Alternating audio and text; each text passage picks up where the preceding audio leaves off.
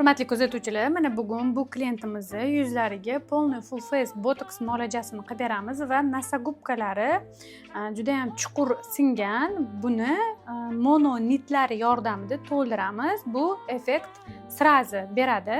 Botoks effekti 3 kundan 1 haftagacha yuzni maksimal darajada ajinlarini tortadi va bularni ozgina qoshlarida ko'karish paydo bo'lgan, uni ham birdala o'chirib beramiz.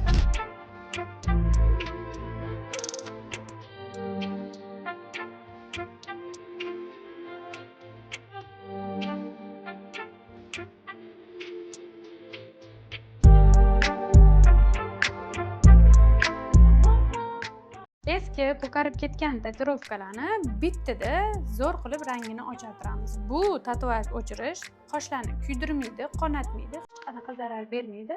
Faqat rangini bir tonga chiroyli qilib ochartirib beradi.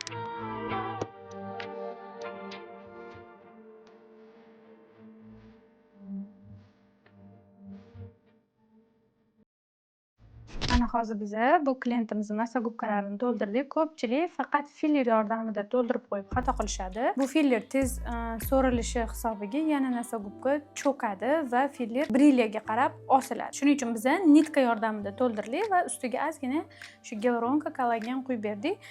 Nitka bu terimizga zo'r reshotka sifatida osilishini oldini olib beradi. Mana ko'rganingizdek, nasa gubka bittada ko'tarildi. Agar kimda shunaqa muammo bo'lsa, bemalol direktga murojaat qiling.